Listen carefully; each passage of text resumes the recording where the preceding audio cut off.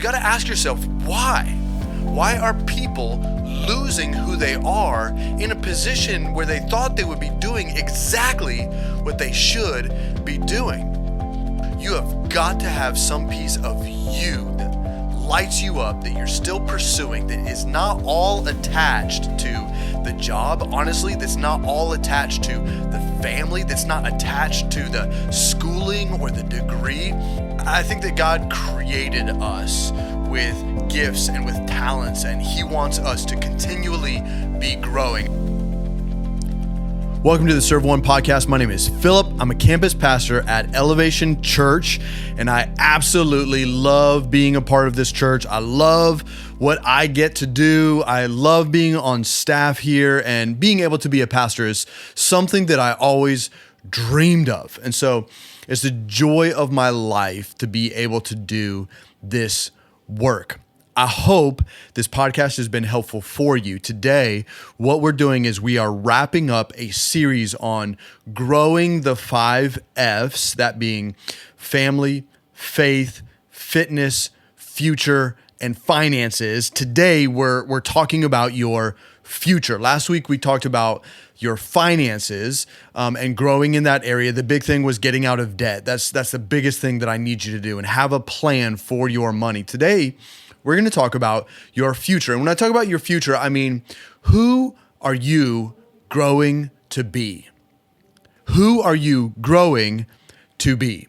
I think that God created us with gifts and with talents, and He wants us to continually be growing. I don't think that we ever arrive at a place and say, this is who I'm called to be, and it's who I'm going to be forever. No, I think that we are constantly changing, and that we should be constantly changing, adapting, and growing, and becoming more and more and more. So who are you growing to be? A lot of this is going to focus on your work, what you do. And that's why I say I love being a pastor. This is something that I dreamed about doing when I was a kid. I watched my dad. He was a pastor, and I was like, man, I want to do that same exact work. I absolutely loved it. I've been around the church my entire life, and now I get to do everything that I feel like God created me to do, and I am who He created me to be. Well, I can't just stop here. I've got to continue to grow and become everything that He created me to be. So I have a personal mission statement that I just recently tweaked a little bit. My personal mission statement was, help people become everything that God created them to be, right? Well, I recently shifted that a little bit because I realized that was only half of the equation. It was only part of what kind of lights me up and gives me focus in life and what drives me forward, right? It was only a piece of it. I was missing a major component. So I recently shifted my personal mission statement, which if you've not written a personal mission statement, I want you to do that. In fact, I've got a playlist in this channel called Build. The first part is who you're called to be, and I walk you through developing a personal mission statement. But my personal mission statement is to be everything that God created me to be and help others do the same. I realized for a long time I was so focused on just helping others do the thing that I was neglecting, there still is a lot that God wants me to do, and He wants me to grow and become, and there's so much more that He has for me to be. I think one of the greatest ways that I can inspire others to be everything that God created them to be is by personally being the best version of myself and being who God created me to be. Now, I constantly am pursuing growth. I'm constantly trying to challenge myself and better myself and move forward in my fitness and challenge myself in new ways in that area and grow in my faith and have a deeper relationship with God. I'm constantly doing all that, but I realized, my personal mission really needs to have a focus on being that person and then inspiring others to do the same. So who has God called you to be? I want you to dream about this. Many of us, at some point in our lives, we transition from this is what I want to be to this is what I do. So even by me saying, I love being a pastor and I love the work that I get to do, that's really only a piece of it. Like the truth is I could do what I do here in many other settings. It's all about who I am called to be and then adopting that as just a part of my everyday life. So I was having a conversation just recently with another local leader here, and recently moved into a new position, got a promotion, and something that they had dreamed about, something that they had hoped for. Like this is a position that opens up a lot of opportunity for them, and so I followed up with them.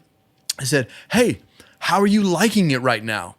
And the immediate response was, "Not liking it too much.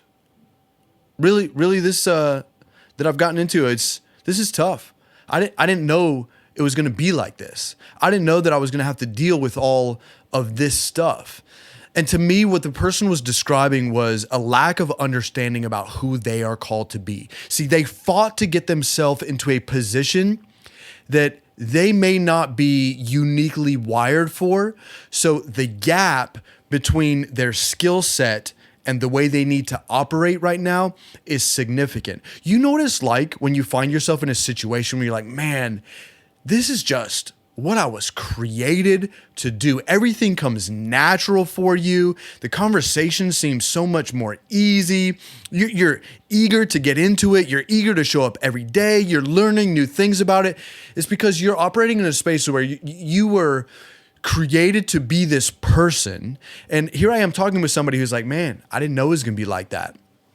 And a lot of people chase after something, trying to get a title, a position, maybe a pay grade that ultimately is fleeting. It's not fulfilling. It looks sexy on the outside, but once you get into it, you realize, oh man, that's not satisfying that thing inside of me that I thought it was going to satisfy. So I looked at this individual and I just said, okay, I know you're in this position, and this person was not trying to get out of the position. They're leaning in and they're growing and they're becoming who they need to be in this position, right?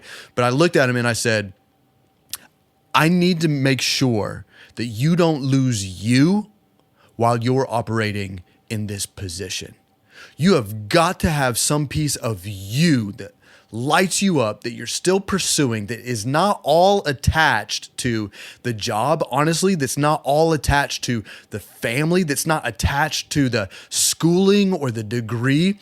You need to know who you are and grow that thing. What's crazy is right now I'm coming to this realization that where most of my life I would have said that this was sacrilegious to say something like this, but I am learning right now that my pursuit to be the best version of myself is just as important as the work I do here at the church to care for others. See, there would have been a time where I would said, this is the most important work and nothing else matters. That's what I have to put all of my effort into.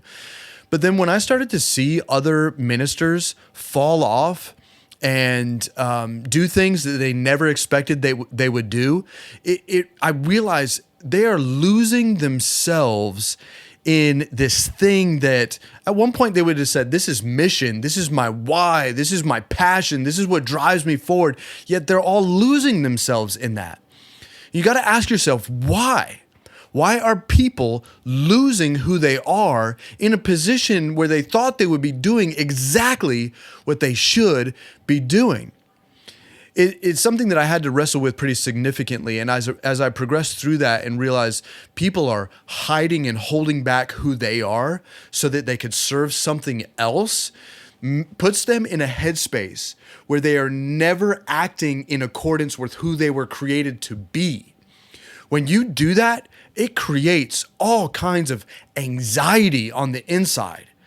Suddenly you're walking around with a mask on, doing something that you're passionate about, doing something you think that you were created for, but because it's not exactly who you were created, you're walking around with a mask on, and it creates this kind of two-faced mentality, and you lose who you are, and you start chasing after other things to fulfill that thing that you thought was going to be fulfilled in this position. But that can never satisfy. So who were you created to be? Specifically, when I was talking with somebody recently, I was saying my pursuits in Ironman and in triathlon and some of my physical fitness, that's me becoming the best version of myself. It's me challenging myself. It's me choosing to grow and look into my future and say, that's the person that I want to be in my future. So what are the decisions I need to make now in order to reflect that in my future? That specific thing is honestly, I believe, just as important as me having a conversation with somebody in the lobby of the church and praying for them. Both of them extremely important. Both of them are things that I think that God has called me to do. Both of them are things that I believe that God has called me to be, but they are both important. You cannot neglect the one.